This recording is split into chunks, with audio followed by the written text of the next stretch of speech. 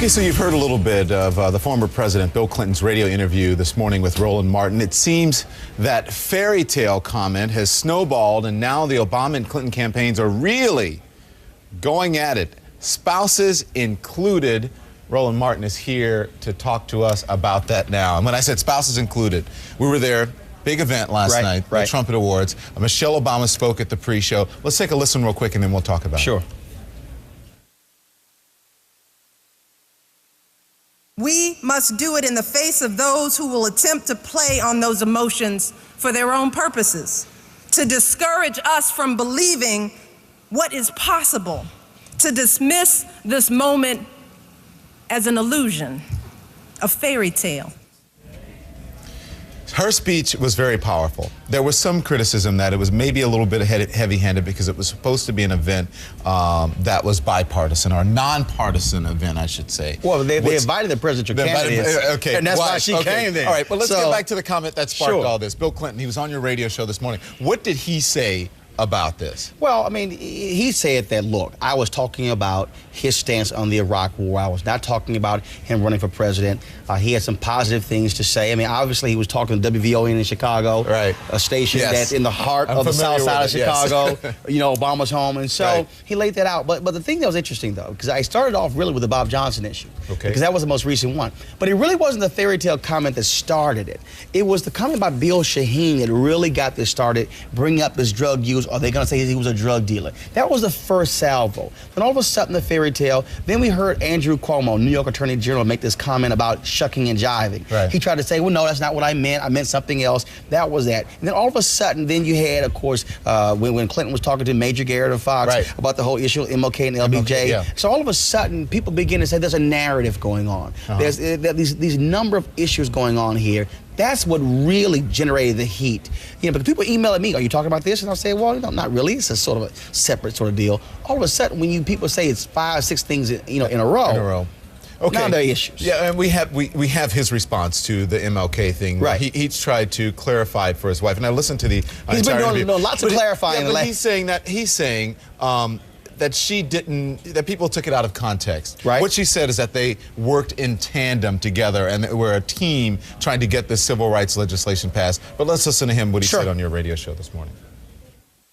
What she thought was important was that Martin Luther King and John Kennedy, two people that Senator Obama has at least implicitly compared himself to, had both soaring eloquence and a record of doing things that made a big difference, and so did Lyndon Johnson.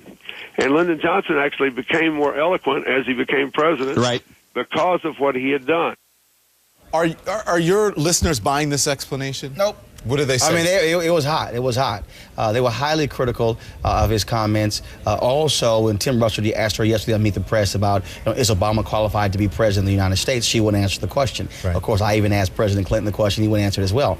There's a lot of dancing going on. I mean, this is politics. That's what's going on here. But people are bothered by these references, because not only that, especially callers did bring up that Hillary Clinton was a Barry Goldwater supporter. And if he became president, there definitely wouldn't be any civil rights business. Well, everyone is saying that the Obama campaign doesn't want to talk about race because they don't want people to see him as a black candidate. Obviously, he's black. Well, no. It's not that they don't want to. They want people to see him as a black candidate. They just don't want that to be the crux of the campaign. Because they recognize that we're still talking about America. There are people out here who don't like having a race conversation. His deal is, this is who I am. These are the issues I'm trying to trumpet. They don't want to have this conversation. Trust me. What do you mean? Wait, explain that to me. What do you mean? People out here who don't want to have a race conversation? And that is, race is the most volatile conversation in the United States. It's too controversial for him, or too volatile? No. It's that it's so emotional and so controversial that you want people to, in essence, see you for who you are. Okay. And so do you want to have this race debate? And there's a sense that the Clinton campaign knows he doesn't want to have the conversation. And so you sort of have this, there's a belief. Is that what Bob Johnson is about then, drawing that out? There's a belief, and this is not coming from the Obama campaign, Clinton campaign denies it. There's a belief among African Americans, especially among political operatives. The Clinton campaign is trying to draw him out to discuss race so he can talk about it in an effort to help white voters. In essence, sort of a reverse Southern strategy. Okay. And so the question is it happening? They're saying no. I asked Bill Clinton straight out. He said no, that's not what's going on. Okay, all this, you got all this talk, all this rhetoric, everybody's going back and no forth. issues whatsoever. Okay, so no issues. So here's what the real issue is, I think, for most voters. When it comes to either Clinton, Hillary Clinton, Bill Clinton, Barack Obama, what is their past on issues as it affects African Americans in this country? Everyone talks the talk saying, you know, I'm down with black people, let's put it that way. But what's their actual record on it? Well, what kind again, of legislation have they actually passed? On one side, you have Clinton, who talks about what she's done for women, what she has done in terms of Children's Defense Fund, the issues of African American children and health care. You have Obama, who sponsored the racial profiling law in the state of Illinois, who also death row, the whole issue of death row, and so he's laid out these criminal justice issues. They've talked about that. That's really what it's about. Here's what the real issue is that I'm waiting on. I wonder when Howard Dean is going to show some leadership as the chairman of the Democratic National Committee and has come forward and say, Senator Obama, Senator Clinton, enough is enough. If you want to talk about black men in jail, if you want to talk about the fact that the number one group that has HIV and AIDS are black women, let's talk about that. He has to show some leadership, and he hasn't done it yet. This conversation is just going so far that we're not talking about issues. We're talking about, frankly, some minute stuff. Right. Okay. Thank you, Roland. We're out of time. Talk about this all day, but we appreciate that. Of course. We'll see you.